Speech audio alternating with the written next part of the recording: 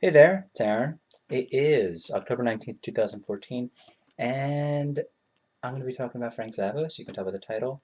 And this will most likely be the last of the videos in which I talk about all the Frank Zappa albums I own. I ended the last video with Studio Tan, which was released in 1978. So up next would be 1979. Sleep Dirt. This is the 1995 Ryko. All of them are the 1995 Ryko unless I say otherwise. Now, with Sleep Dirt, this is another album along with, what is it? Zappa in New York, Studio Tan, and another album that's of the bunch here, maybe a couple of albums combined with it. This was all supposed to be a part of an album called Lather, a four album set, like a at that point a quadruple album set. And Frank wanted it released, but Warner Brothers kept giving him a hard time about it, saying, no, you can't do that. And I don't see how he would be able to. I mean, could you imagine how much that would go for? You want to listen to my new studio album? It's probably going to cost them, what, $40? I mean, if that were to happen today, I don't know what somebody decided to release a 4-disc album. But so what Frank did, he stooped to their demands and just put together a bunch of albums and went, here you go, plopped it on the desk of Warner Brothers. That's what he did. Sleep Dirt is another one of those albums, and it's a good album. I can't really pick a favorite. I think Filthy Habits is good. Egyptian Strut is good. The Ocean is the Ultimate Solution. It's a bit unfair for me to talk about this album because there are some changes on the Ryko disc compared to the vinyl version. Now the thing, when I first listened to Sleep Dirt, I thought it was good. However, there was one thing that really bugged me on some of the songs, and that was the songs that featured a female vocalist. I don't know what was up with that. It just felt out of place, and I don't know. It turns out those female vocals were not on the original release. Frank, for some reason, decided to add them to the CD version, along with replacing some of the drum parts and re-recording them, having his drummer at the time, Chad Wackerman, take over them. And I can hear those now, but the vocals really stick out like a sore thumb there. I don't know what Frank was thinking that he decided that there should be vocals to the music. The 2012 version, from what I've read, replaces the vocals, so I will definitely repurchase this. But for what I have here, Sleep Dirt is not a bad album. It's good. There's some good stuff on here. I will look forward to listening to the album, listening to this all instrumental. So, yeah, the Sleep Dirt. Okay, next up is one of Frank's most popular albums. You could already see it from here, couldn't you?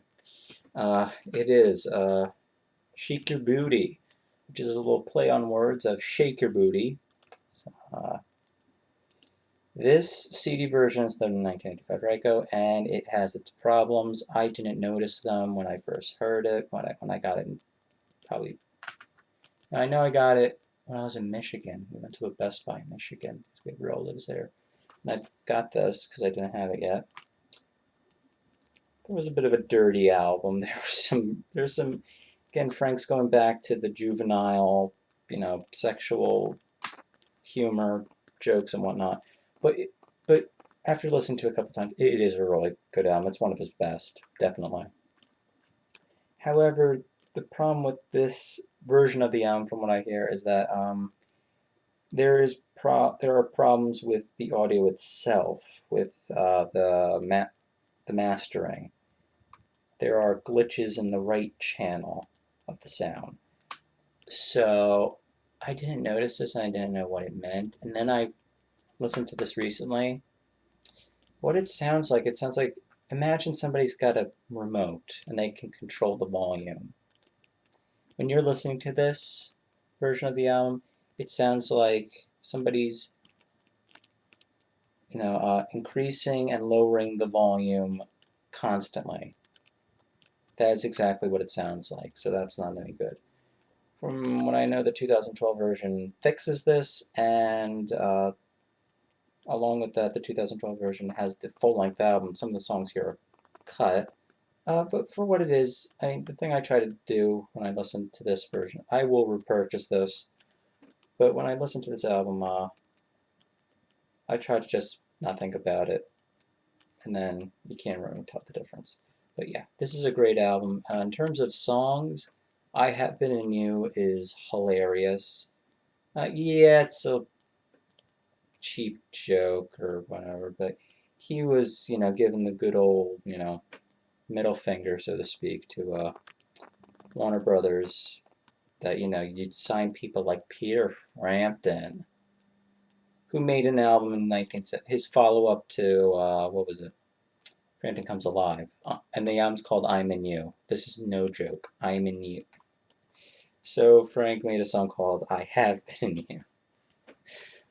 Flakes is good. I really like Broken Hearts Are for Assholes.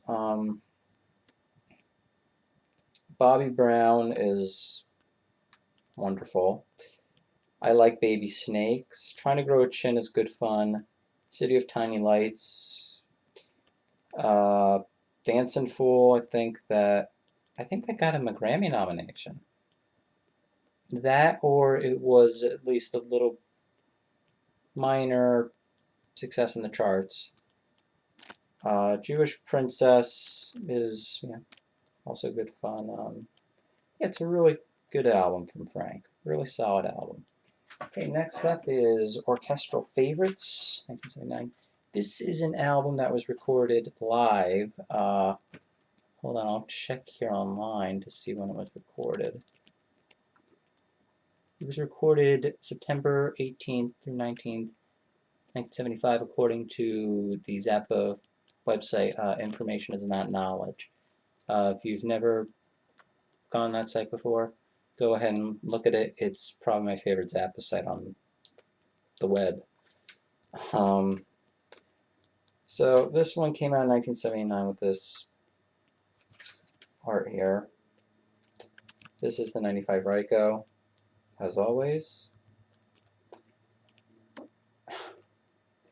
It has 5 tracks, all of which are orchestral versions of some of Frank's previous songs. However, some of these, only 2 of them used the title that from the album they were originally on.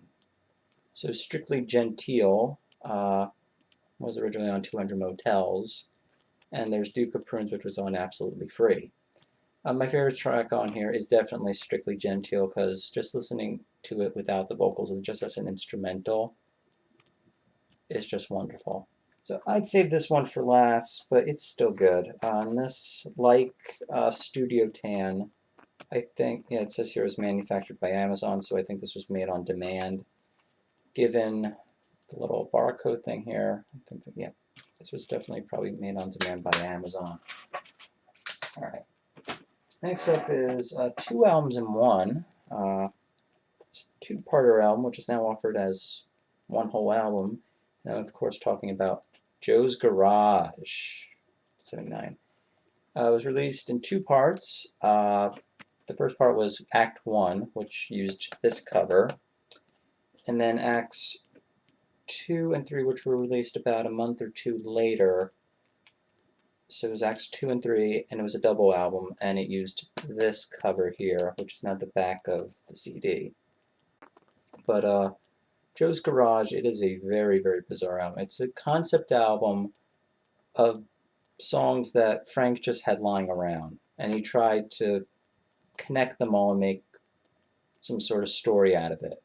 And that story is very weird. It's about a guy named Joe who gets in trouble for playing loud music, meets Catholic girls, becomes a part of the, or he seeks advice from Ron Hubbard, I believe that's what his name is.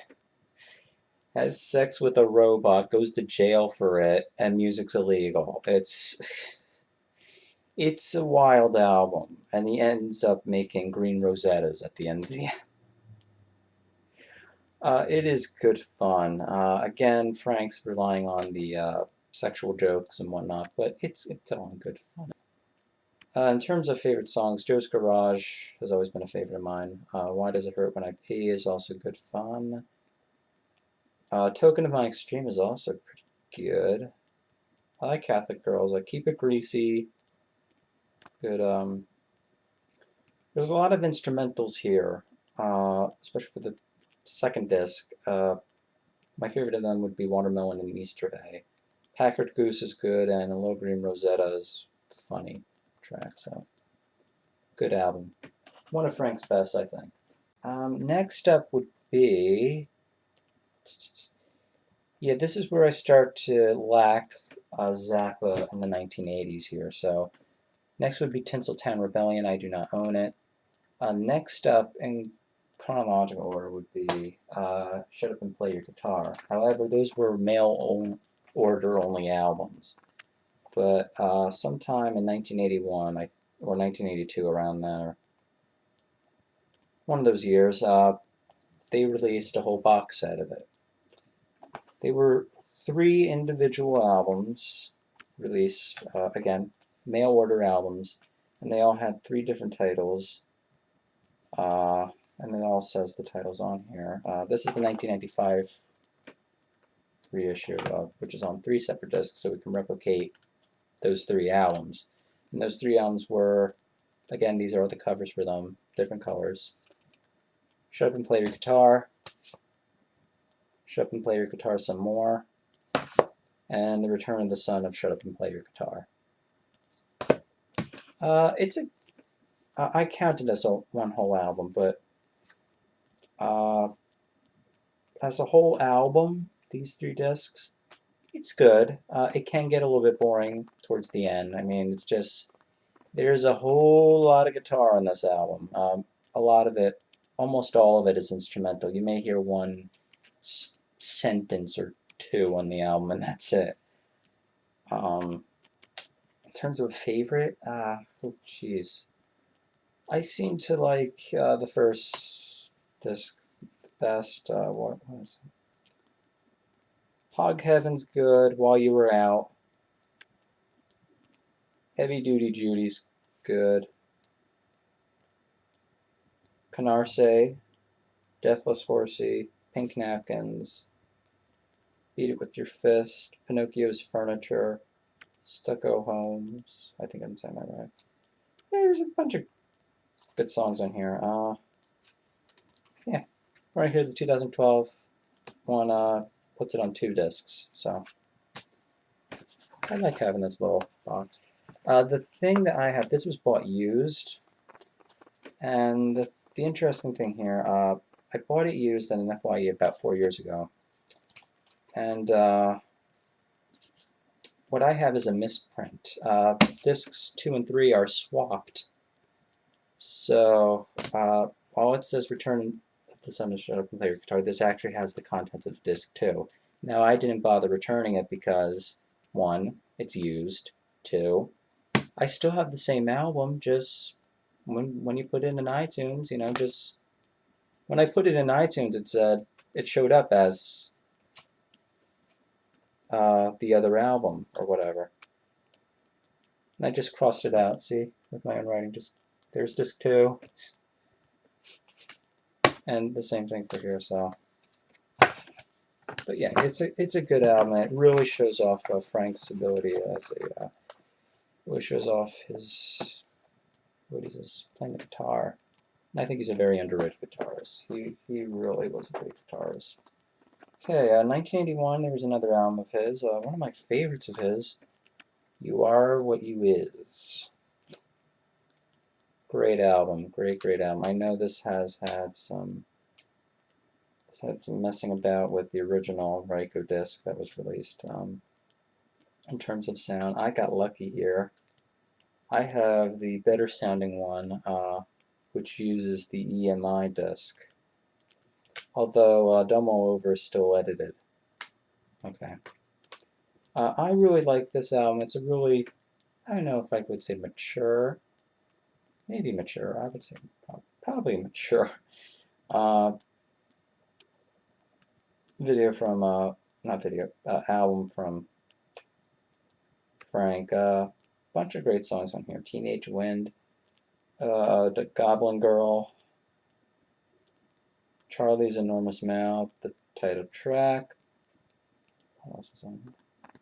Suicide Jump, Jumbo Go Away. Yeah, almost every song on here is great. One of Frank's best, definitely. I've got 6 albums left here, so let's start going into them. The next one I have after You Are What You is The Man From Utopia. This was released, check the site, I believe it was released on here. Yeah, 1983. Right, the vinyl mix had a different. The vinyl had a different mix, and then when he put it on CD, he completely remixed it. I don't know. I don't know what happened, but this album is okay. I think it could have been better. I don't know how, but there's a lot of songs on here that, you know, I don't really think much of. Favorite songs, Cocaine Decisions is good. The Dangerous Kitchen's funny. I really can't think of any other ones. I mean, it's not terrible, it's just